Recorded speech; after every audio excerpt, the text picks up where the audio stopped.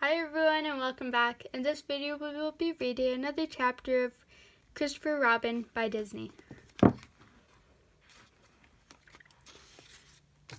Chapter 4. "This is very good," Winnie the Pooh said through a mouthful of honey. "Are you sure that you wouldn't like some, Christopher Robin?" Christopher looked around the kitchen counter. It was covered in empty honey jars, small jars, large jars, decorative jars, and plain jars. It hadn't mattered what form the honey came in. As soon as Winnie the Pooh found honey, it was eaten. But while the bear seemed to be completely unbothered by his presence in London, or the very close encounter with Cecile that they had only narrowly escaped, Christopher was the opposite. He was, put simply, freaking out. He had spent the past 30 minutes while Pooh ate, trying to wrap his head around everything. He didn't know what was going on or why it was happening, but Pooh was most certainly real and most certainly there, and while the bear looked slightly worse for wear, with his fur a bit threadbare and the pads of his paws a bit shabby, he was still most undoubtedly the bear from Christopher's childhood. "Pooh," he asked, the question that he had been perplexing over popping out, "how did you recognize me, after all these years?" "Oh, you haven't changed at all," Pooh said, not looking up from the honey jar. "I've changed tremendously," Christopher exclaimed. It was true, he had been a boy when he had left the 100-acre wood. A young, innocent boy who'd believed in the impossible and hadn't spent his days worried about cutting costs or finding the most efficient way to manage a team. The bear shook his head. "Not right here," he said, reaching up and motioning towards Christopher's eyes. As he did so, honey smeared across the man's cheeks and dripped down onto the ground. "It's still you looking out," he added. Christopher sighed. Wouldn't it be nice if that were true? But despite what the lovable and kind-hearted bear said, he had changed. And as he winced at the puddles of honey on the floor and the mess that Pooh made as he jumped off the stool directly into the honey, he knew the changes weren't for the better. The Christopher Robin Pooh had known in the 100-acre wood would have jumped right in the honey puddle with his friend. Instead, the mess man Cringer found himself rushing over to the sink to wipe his own sticky face clean before following the bear. Unaware that his paws were trailing honey, Pooh, who was finally feeling full and therefore more energized, began to explore the London townhouse. He wandered out of the kitchen and into the dining room before entering the library. He raised a paw and ran it along the book spines as he walked. "This place is very big," he observed. "Do you live here all alone?" Christopher frantically wiped at the books. "No," he said, shaking his head. Then he paused. "Well, right now, yes, but usually no. My wife and daughter are in the country for the weekend." It felt funny, he realized, to tell the bear that he had a wife and a child.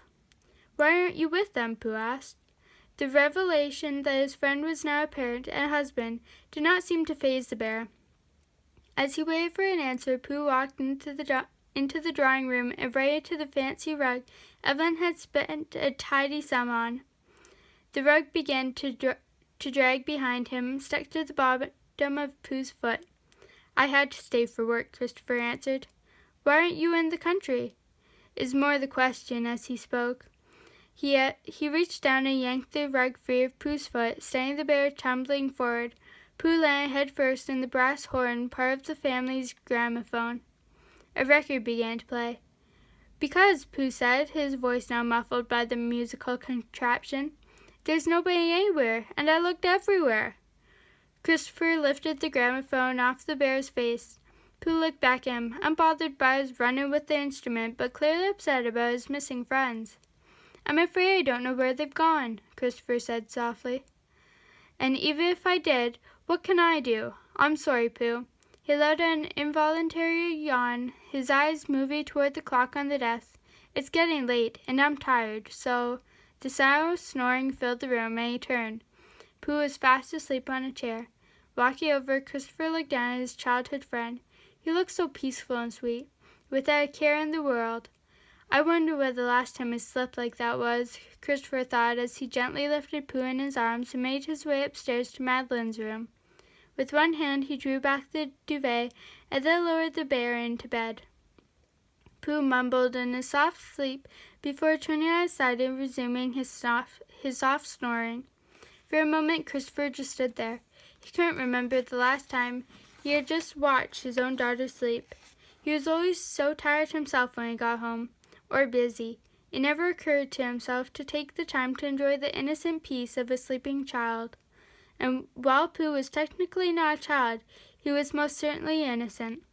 As he watched now, Christopher was flooded with thoughts of his own childhood, of the wonderful feeling of falling to bed after a full day of playing in the woods with Pooh and the others, of snuggling down under the covers to listen to his mother read him a story. His eyes drifted over toward Madeline's bookcase, and as they did, they landed on the box that Madeline had found in the attic. Tiptoeing over, Christopher opened the box and peered inside. There were a few acorns, a twig, and a small piece of cloth he thought might have belonged to a blanket. But what filled most of the box were drawings. One by one he pulled out the faded papers, and a smile tugged at his lips as familiar faces looked back at him. Of course there were lots of Pooh, but there were also drawings of Eeyore, his expression grumpy, and little Piglet. There were pictures of Rabbit and Owl, and drawings of Tigger, Kanga, and Roo. With each picture, the memory of the 100-acre wood grew stronger, as did his memories of all the adventures he had gone on with his friends. A grumble from Pooh startled Christopher. Shaken, Christopher dropped the picture he was looking at. It fluttered to the ground. Decided it was well and truly time for bed, Christopher made his way over to the door. Turned off the light, he took one last look at his friend. "Good night, Winnie the Pooh," he whispered. "I've missed you," he added silently. Heading into his own room, Christopher climbed into bed and turned off the light. It had been a long day, and while he thought sleep might be impossible with all the thoughts running through his head, he was asleep before his head hit the pillow.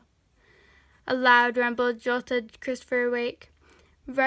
Rubbing at his eyes blurry from sleep, he heard the rumble again, louder this time. "What is that?" he thought, trying to make sense of the noise. They weren't near any train lines, and he hadn't heard of any construction happening in the area. The rumble came again, even louder this time. If it hadn't been for the comfortable feeling of the mattress underneath him, Christopher would have thought he was back on the battlefield.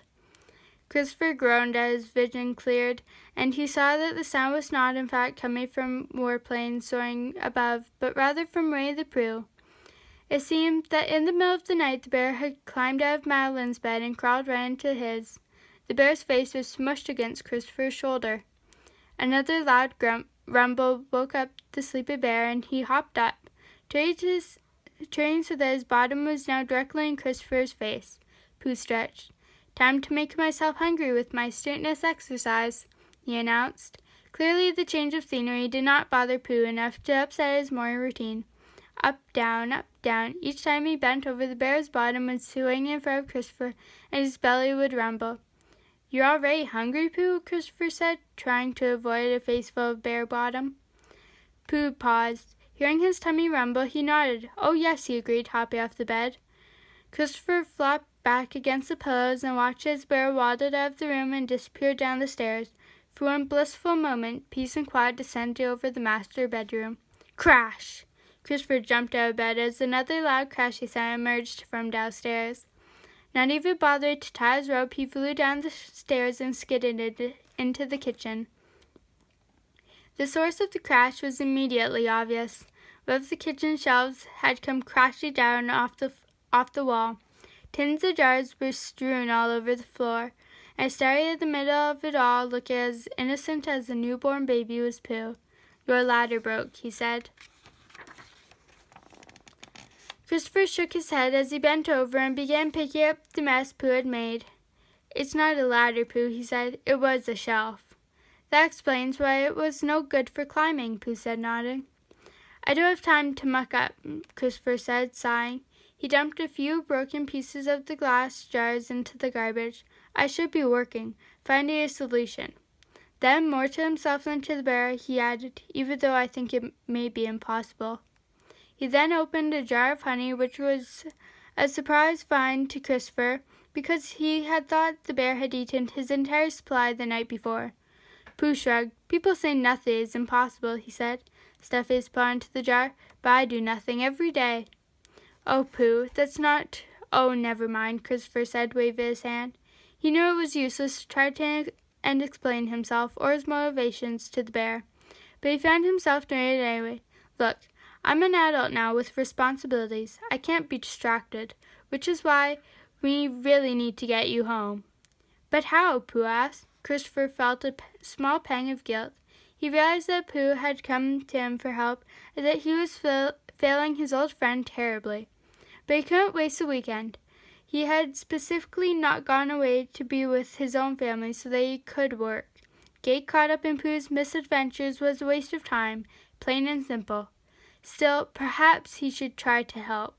Crash! Another shell fell to the floor at that moment, dropping a sack of flour to the ground and sending a plume of white powder up into the air and all over Christopher.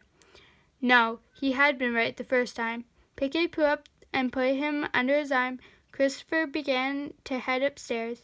He needed to get dressed. Then they were headed to Sussex to get Pooh back to the 100-acre wood. Thanks for watching. Don't forget to subscribe for the next chapter. See you next time.